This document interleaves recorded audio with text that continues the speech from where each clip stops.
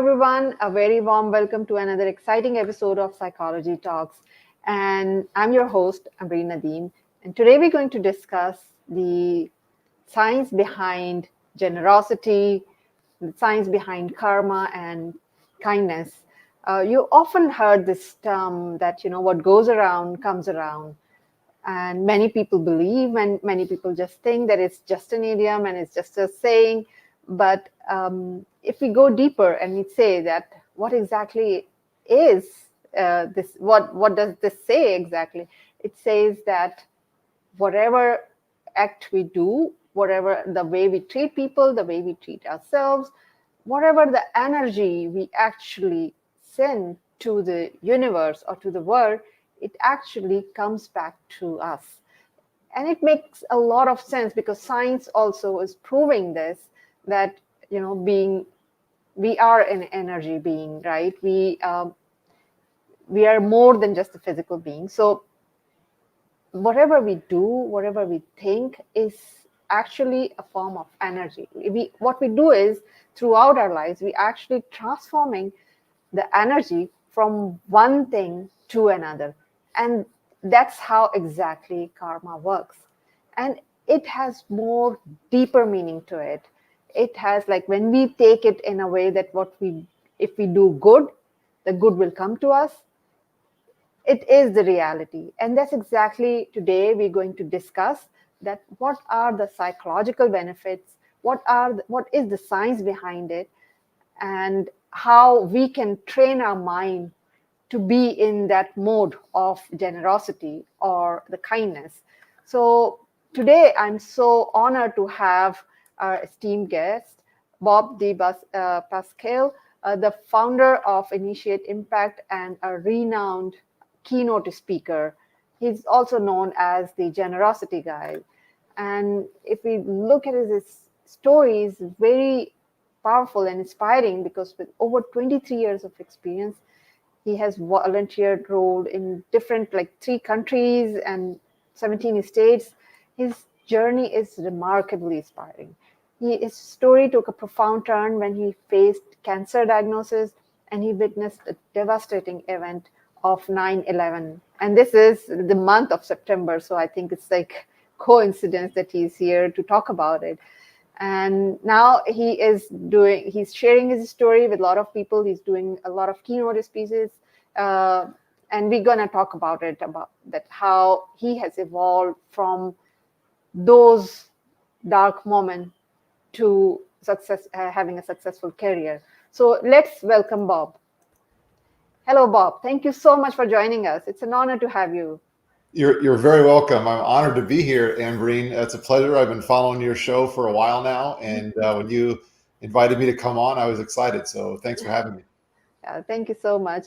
I gave a very brief introduction that your life has, like, severe, like, ups and downs. Like, you've been diagnosed as cancer. You had devastating events, especially like during 9/11. So just tell us a bit about your journey more, so our audience will get to know you more. Absolutely. Well, it's interesting that you mentioned as well that we are just a few days away from the anniversary here, the 13th, Yeah. excuse me, 23rd anniversary of the September 11th attacks there in New York City. And yes, I experienced that in a very unique way, and I'd be happy to share the story with you. Sure. You mentioned that, my life has had some ups and downs. It certainly has, but that period in my life, it was certainly the lowest. It was certainly the biggest down, if you will. But I believe that if it wasn't for that time in my life, I wouldn't have the mindset that I have today. And I'm sure we'll get into that about generosity. But, I was 18 years old when this happened, and I was going off to college, and I thought I had an opportunity to do 3 things in my life at that point. And I felt like it was almost destiny that I was supposed to go up to New York. I live in Florida, which, for those of you who don't know the geography of the East Coast of the United States, it's about a 3-hour plane flight from where I live up to New York City. And so I was going away from my family. I'm an only child. So my parents, you might say I was spoiled. I like to just say I was loved unconditionally, but it was a long way to go away by myself. Yes. was confident that I would be able to handle this. Talk about psychology. I was very, very confident in why I was going up there. It was to get an education because I wanted to go to college. It was also to play sports because I had an opportunity to play American football there in college. And also my family, most of my family is from New York. In fact, I was born in New York. And so I had this opportunity to go up there. And in a very short period of time, I went from feeling almost invincible and very, very confident in everything that I was doing to having what I thought was an injury. And then after a series of tests, the doctor sat me down in his office, and I had spent hours in doctor's appointments. I mean, every test in the book, ultrasounds, CAT scans, sonograms, MRIs, everything to figure out what was wrong with me. And we thought it was some kind of sports injury. Well, the doctor sits me down, and I expected to be in this long appointment like all these other ones that I had been doing. But I'm by myself now because I'm technically an adult according to the law. I'm 18 years old by myself in these appointments. The doctor sits me down. He looks me in the eye, Ambreen, and he says, "Bobby, you have cancer." Oh my God. And I said, in fact, I didn't say anything. My jaw hit the desk. Oh, it was unbelievable. And the only thing I really remember thinking or saying to the doctor in that moment was like, what am I going to do? And he said, "Don't panic. We're going to hook you up." This is his exact words. Now, I'm a pretty, I use a lot of slang. I'm not a very formal English guy. Yeah. But this is a doctor. And he looks at me and he goes, "We'll hook you up with an oncologist. You're free to go." And I'm like, hook me up? Like, that doesn't sound very professional. Yeah. I know. So he tells me, they'll find me an oncologist. And I thought, I don't even know what an oncologist is. I couldn't spell that word. I didn't know what that meant. Yeah. But the moment I walked out of the building, which was interesting because my parents had planned a trip to fly up to New York to see me. This was planned for months before we even knew what was wrong with me. Well, they expected me to be in this appointment for a very long period of time as well. But instead of the appointment being a long time, I walked out of that building, and I kid you not, the moment I left the building, I walked out of the sliding doors and my phone rang as soon as I walked outside, and it was my mom. And they had landed in New York, and they were driving to my uncle's house, which is where we were going to meet. My uncle's still in New York. And she said, "Oh, wow, I didn't expect to get you. I was going to leave a voicemail. Just wanted to let you know that we landed. But since I have you, how'd the appointment go?" Yeah. And oh boy, I had to tell her. I didn't know what else to say. And I said, "So Mom, about the appointment, this is what the doctor just told me." And, Ambreen, I couldn't talk about like the most deafening silence you've ever felt in your life. You couldn't hear anything, but I could feel it. I could just feel my mom's nerves on the other end of the phone. And the only thing I did hear was my dad. He was yelling my mom's name. My mom's name is Susan. And he was like, Susan, what's wrong? And he knew something was wrong too without her saying anything. Oh my God. Yeah. It really hit us unexpectedly. And so we met back at my uncle's house, and, we kind of looked at each other. I gave my parents a big hug. I had never been away from home that long.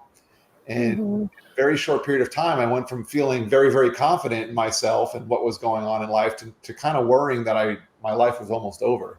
And, I think about that period of time in my life a lot, but what's critical is within the next couple of days, what happened, because you talk about generosity and why it means so much to me and why I talk about it a lot.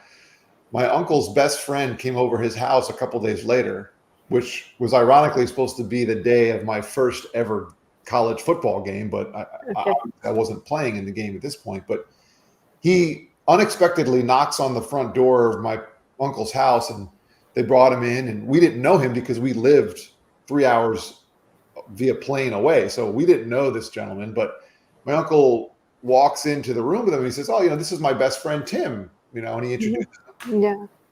And it was the craziest thing. Tim doesn't even know me or my parents. And he walked directly over to my parents, and he stuck his hand in his pocket, and he pulls out his keys. And I mean, Ambreen, it looked like he was punching my parents in the face. I mean, he shoved his keys into my parents' face. And he said, Bob, Susan, I can't imagine what you're going through with your son right now. Take my car. You can have it for as long as you need.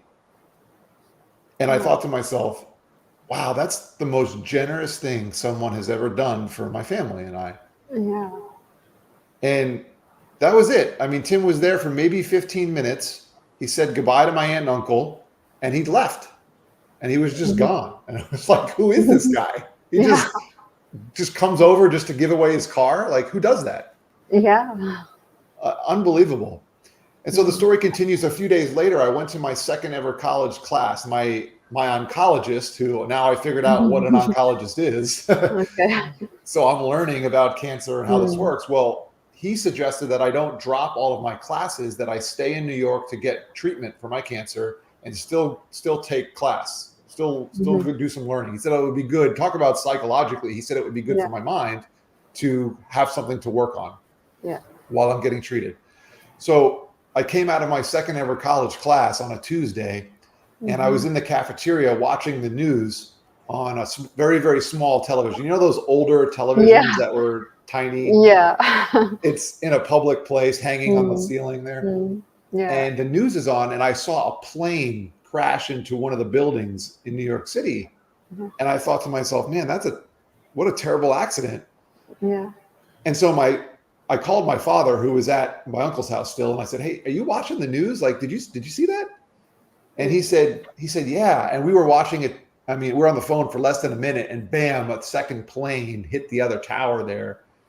And we didn't know it at the time, but that ended up being the September 11th attacks there on the World Trade Center in New York City. And so I hightailed it out of that cafeteria where I was eating breakfast. I had stopped there, and I'm watching, and whatever I was eating is probably still sitting on the counter there. I mean, I ran out of that place so fast. Yeah. And I got in the car, and it normally would take me 15 minutes to drive from school to my uncle's house. But because of what happened, it took me 9 hours. Oh my God, 9 hours. I'm in the car on the highway, and in the distance, I'm in New York now. So in the very, very, very distant distance is the burning tower. I mean, the whole thing was happening right there, and people are just hightailing it, out of there. Yeah. And I actually ran out of gas in my uncle's neighborhood. Now, thankfully, I didn't run out of gas on the highway. Oh, okay. But I ran out in his neighborhood. We pushed my car into the driveway there, and we were panicking. And I thought to myself, man, a few weeks ago, I felt fully confident in, what was going on in life, and everything was in order for me. And now I felt like maybe my life is over, but maybe the whole world is coming to an end. Yeah. And it was a feeling I can't describe. So to close the story, my uncle was supposed to fly back to New York that morning, and we were all panicked because we thought maybe he was on one of those planes. It turns out that he was stuck in Denver, and he never took off. So thankfully he was okay. Okay. Yeah. But he called us that evening finally and said, hey, I know you guys have probably been trying to get a hold of me. The phones have been out. It's, it's crazy. It's chaos here. Even in Denver, people are freaking out. And we were going to hang up and just go to sleep comfortable for the night, that at least he was okay. But he said, hey, before we let you go, I got to tell you, my friend Tim, who you all just met this past weekend, unfortunately, he was in the towers this morning and he died. Oh. And I mean, it was just another blow at that moment, Ambreen. And so Tim was known for being a really generous guy. And he would say this, he had this saying, apparently, that was something to the effect of, it was kind of, how people say FOMO, fear of missing out, or YOLO, you only live once. Well, I like to think that Tim was way ahead of his time. He would say, you never know when your last opportunity to be generous for someone will be. Wow. Kind of like FOMO for the generous person, FOMO is trying to be a giver. And it turns out that, Tim, so our family, we were the last opportunity for Tim to be generous, and he took advantage of it. So I'll never forget that time. I know. I mean, this is quite when you were saying to me, it seems like in my head, I could see what was happening and what you've been going through. It must have been like so chaotic, so devastating, Mhm. as you mentioned, that like maybe within just 2 weeks or 3 weeks, life goes completely in a different way, right? We Mhm. and that just gives me a thought that when we plan something and we think that, oh my god, this is going to do like this, Mhm. but it doesn't sometimes, like, it doesn't happen. And I think those moments, those unexpected moments, teach us the most valuable lessons of our lives. And I think that's exactly what happened to you when you just the way you described that when you met Mhm. Tim. I think maybe just few minutes of interaction, but when somebody is kind and generous, it Mhm. it changes. I'm sure that it changed your life just because only those 15 minutes of interaction. So Mhm. that's really profound. Now, coming back to the discussion, especially like when we talk about the generosity is good, and I know, like, we have already set the stage about this, that how it can impact someone's life. So, and how even the science is describing. So Mhm. let's talk about it, that how one can actually start seeing. I mean, I know that we talk a lot about this and these events can happen, but we generally forget, right, when we are dealing in the normal life or something. So how we can actually train our mind to be generous all the time. Mhm. I think it's a wonderful question, and I'll start with this. A lot of times it's easier to understand what not to do. And people ask me all the time, Bob, how do I be more generous? Or, I talk to Yeah. companies about building generous workplace culture so that they can attract good people. And, I think one of the worst things that you can do is assume that generous opportunities will just come to you. Yeah. And you can and believe that you'll figure it out when it happens. And I'm I have nothing against random acts of kindness and being Mhm. nice to people in your life when those opportunities come. So Mhm. I want to make sure that people don't misunderstand what I'm saying, because I have pretty strong feelings about this. But what you don't want to do is wait for it to come to you. You want it to be a habit of actively and intentionally trying to be a generous person. So seeking out opportunities to be kind to people. It's one thing if you're coming out of a building, or you're coming out of the supermarket, and you hold the door for someone. I mean, that's nice, and we should all be that kind. That's table Yeah. stakes.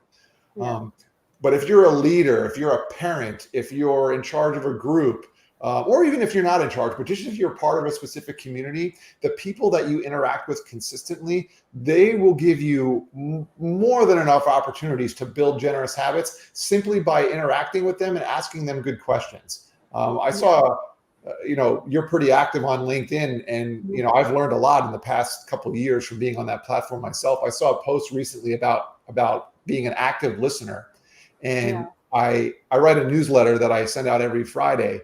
And I realized when I was trying to figure out what I was going to talk about this week, about how important listening is in the world of generosity. So when someone asks me, how do I be a more generous person?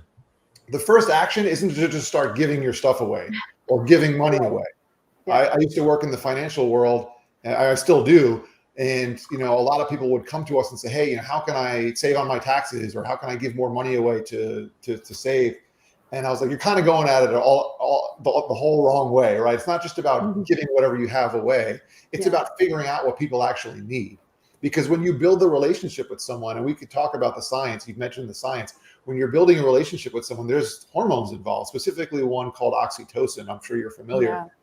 When you understand someone's needs, the gift that you end up giving them, whether that's your time, whether that's resources, whether that's just your sweat equity, they need help doing something physical, whatever it is, when you do that, it's strengthening that bond, and it's much more likely that you're going to do something again, right? If I just write a check to someone who I don't know who it is and I just send them some money, the likelihood of me giving to them again and being generous and making it a habit is very slim. But if I have a bond with someone and I know more about them and they know about me, it's much more likely that I'll do it again. And that's where the hormones and all those things come in. And then the second important thing is, and I'm sure you would agree with this, I know we've talked about this before, is that you're also much more likely to receive something back. Yeah. And the key is it's not in the moment either. It's not, I helped you, so I expect you to give me something right back. Yeah. It's, that's what I would call, that's bartering, or that's a service, or that's business, which I love business too. Don't get me wrong. Yeah. I want my customers to pay me right after I give them Yeah. this. That's Yeah. good too, but that's Yeah. different than generosity. Yeah. I mean, that's brilliant that you pointed out that, generosity is not just like giving away what you have. It's all about building that connection. And I would say that the human connection. Mm-hmm. So let's just define that what generosity is. Sure. Well, for me, generosity is simply using what you naturally have or have acquired to support other people without expectation. Although, like we just mentioned, in many, many cases, you'll receive more probably than you've given back. Yeah, that's true. I think anything like when we have that expectation, it's not generosity. So you mentioned that there's a science behind it, and of course, I've experienced it, and a lot of people who actually generously give, they experience that, like even science called it a warm glow, or maybe a satisfaction, the inner satisfaction. So just tell us a bit more about it, that what exactly the science behind this, like giving and having that good feeling. I give a lot of credit to a friend of mine by the name of Wendy Steele, and she's the director, founder of an organization called Impact 100 Global. It helps women in specific communities build programs to assist the entire community. And it really gets them involved from an action perspective. And the reason why that's so important is because of what we were just talking about with the science and oxytocin and how it works. I think a lot of people are familiar, especially nowadays on the internet. We hear about the hormone dopamine and how that works in our world. And we can circle back to dopamine, but I do want to concentrate on oxytocin specifically here. And there's other hormones involved with this too. But ultimately, the reason why this is so important is because Wendy explained to me, and on a podcast, and also she has a couple TED Talks out there. It's very, very interesting stuff to me. And the reason why, let me take a quick step back. The reason why it's so interesting to me is because I felt generosity from Tim with the story that I told a few moments ago, and it's taken me 20 years to kind of understand really what that meant in my life. There's not a day goes by where I don't think about it, and I'm always learning. I'm always looking back and figuring out what I'm learning.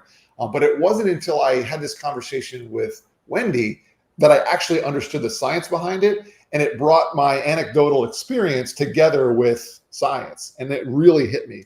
And so what Wendy explains, and when she made that connection to me by explaining this, in a giving scenario, there's typically three parties. Now, most people think of two; they don't think of the third. But the first party is you, the giver, and we can all understand that. And then the other party is the receiver, and many people know what it's like to receive a gift, right? You've received a gift before, I'm sure, right? And it feels good, right? It's like, oh man, they really, they care about me, great. Or if nothing else, at least it's, man, this is a really cool gift. I got something out of it. Yeah. But it also feels really good to be the giver, and a lot of people know that too. I have never heard someone say, I don't like giving stuff to people. Like it never makes you feel bad. So most people understand that giving feels good too.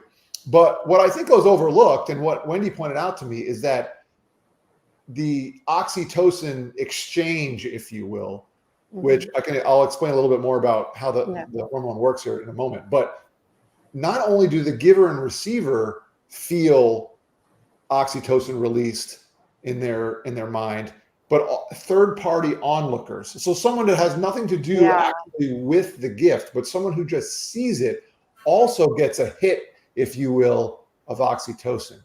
And if you think about it, that's why you can watch a heartwarming video on the internet, or you can see someone give a gift, or if you're a member of the family and you see, you're a parent and you see one of your children do something nice for one of the other children, it makes you feel good, right?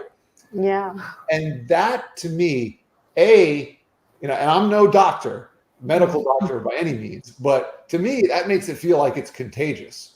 And so the science behind generosity, to me, is very, very complex from a biological standpoint. But when it comes to its application, it's very, very simple. It's anyone who sees something generous happen is more likely to do something generous themselves. Yeah. And that's why I believe it to be a tremendous growth tool for community and business, because when people get in those environments, and you talked about a few moments ago about the habits, you're much more likely to develop habits of generosity when you experience them. It's different than certain other things in our life. Like I know some people that can watch every workout video in the world, but they'll never get into fitness, right? Yeah. It's just not going to happen. But with generosity, I feel like it's a little bit different. So I don't know. Maybe, like I said, I'm not a doctor, but I feel like to me, it's contagious. Yeah. I mean, I love the way you described it, especially the third part. Like most of the people actually explain it that, they're like, when you give, you feel good, and, all these like emotions and all these oxytocin, the release of oxytocin, you feel good about it.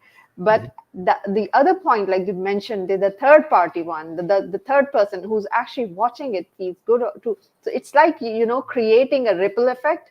When you do something good, it starts a ripple effect, and it is always said that, kindness, a small act of kindness goes a long way. And to me, it's like a butterfly effect.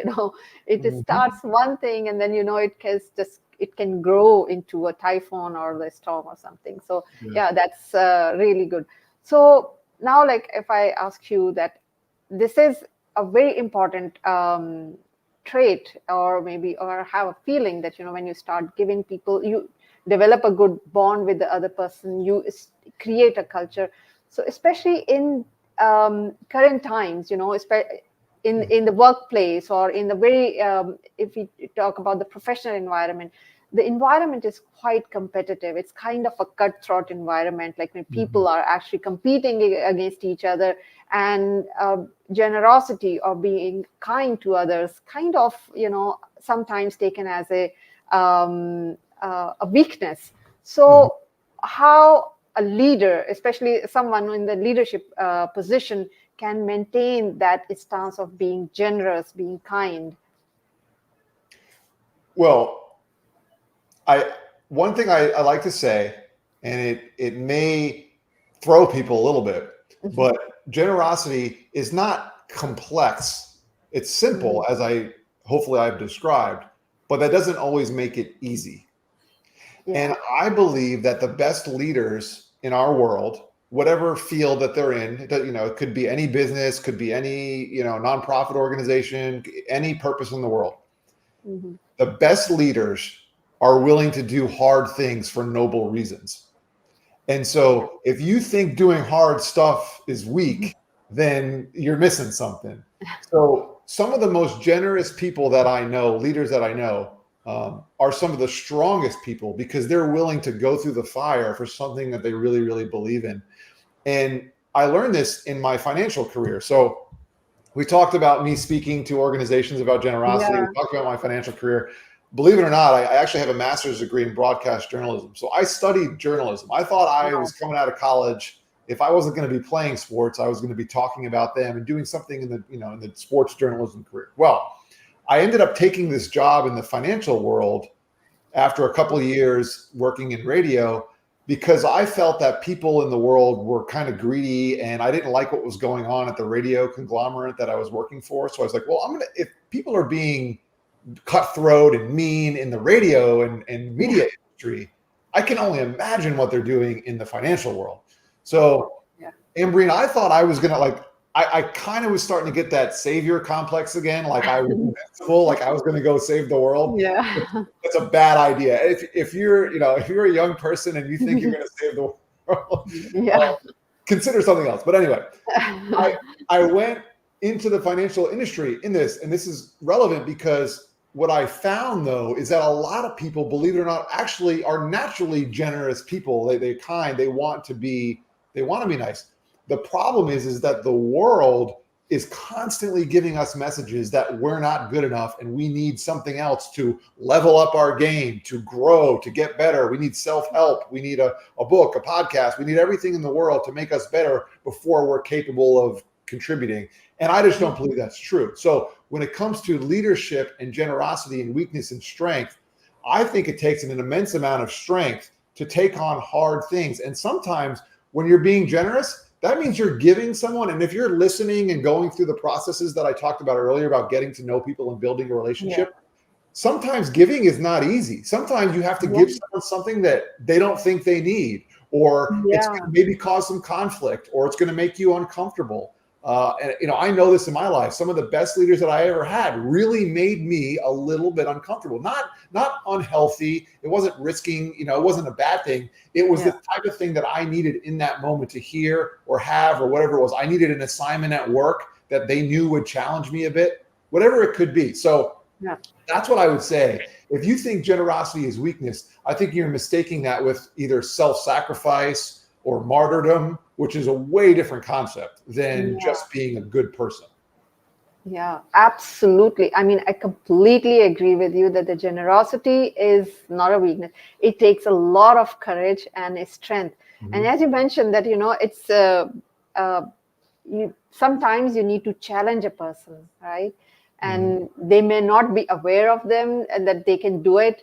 And generosity is not about, as you mentioned in the beginning, that it's all about giving away things. It's about building a connection. And that connection, when you try to find out that, yes, this is what the other person needs, only then it helps.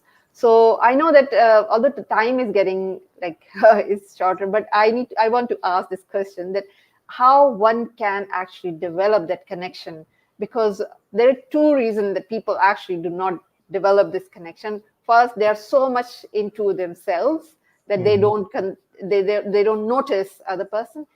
Secondly, even if they want to, they might not have enough time to actually get this. So how one can actually establish that connection to give or to be generous? Yeah. So you brought up two interesting things. One is that people are wrapped up in themselves, and I'll be the first to admit, I'm the generosity guy, but I have my moments and times or even seasons of life where I feel like I'm wrapped up in what I'm doing. And the other thing that you mentioned was time. So I think each of those deserves its own explanation, if you will. Okay. Sure. From a time perspective, for me, it's this: simplifying is best. The less things that you commit yourself to. Now, this seems a little counterintuitive to generosity. So when I think about creating a generous environment or developing generous habits, that doesn't mean that you have to be the giving, nicest person to everyone all the time. It's just not possible. You've probably heard the term before, you can't fill someone else's cup if yours is empty. So it's not about committing to more. From a time perspective, it's about improving the quality or mastering the commitments that you have, or in some cases, getting rid of some commitments, which once again can be very, very hard. So from a time perspective, I would say try being better for a couple people or a certain organization than trying to be something for a whole bunch of them.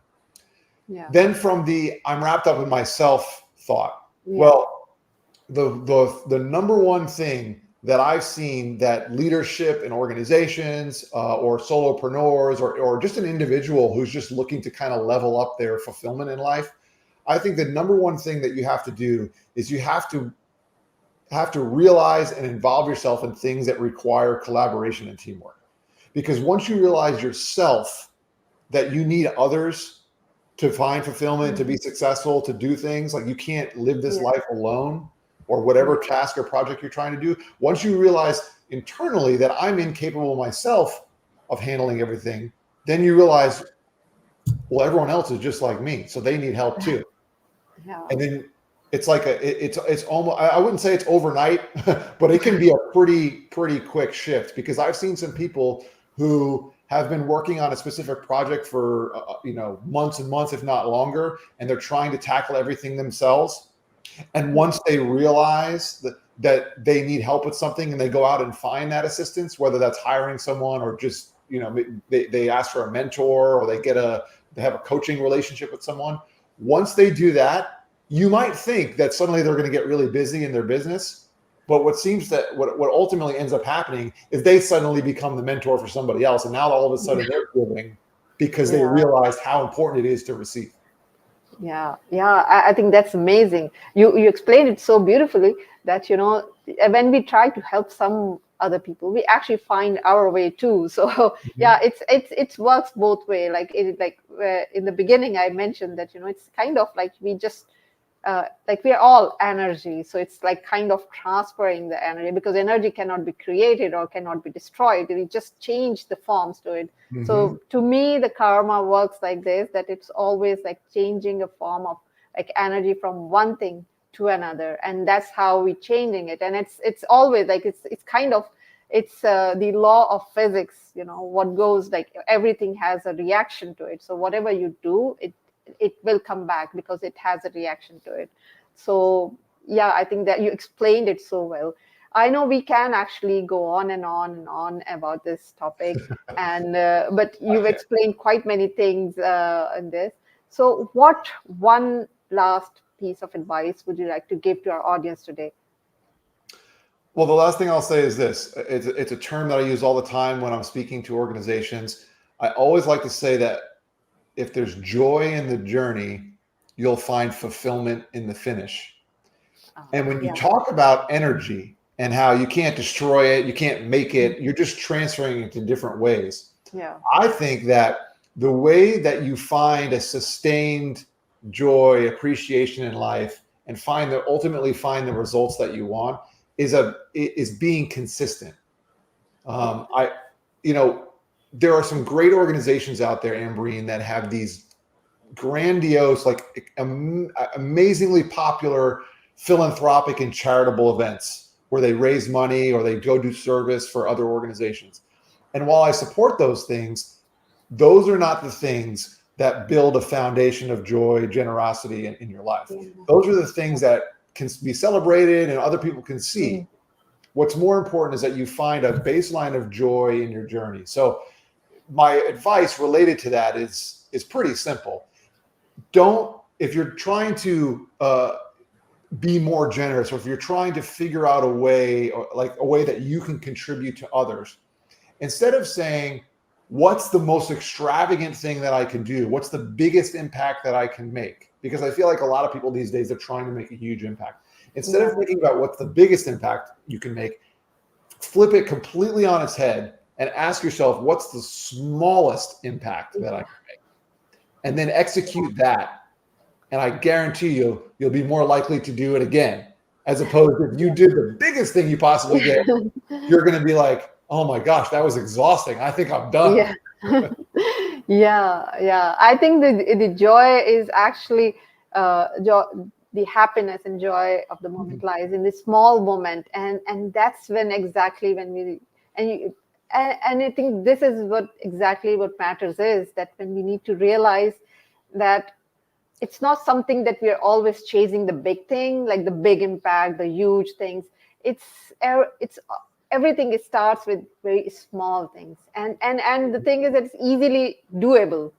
And when you feel something that you've achieved, you've done, you feel goodness in the heart. So I think, yeah, that's a brilliant advice. I love that. So I know, like, you've been engaged with lots of speaking event, like you do with a lot of speaking event with the corporate organizations and on the individual level. So how people can actually reach out to you? What is the best medium? Well, there's two ways. The best one, if it's specifically if you're on LinkedIn, you can send me a direct message. So anyone who wants to connect with me can just directly there, or you can head to bobdepasquale.com, my website, and you can find all the ways to get a hold of me otherwise. Yeah, I've already shared the website in the comment, and of course, when I'll post on the podcast, I'll share the link.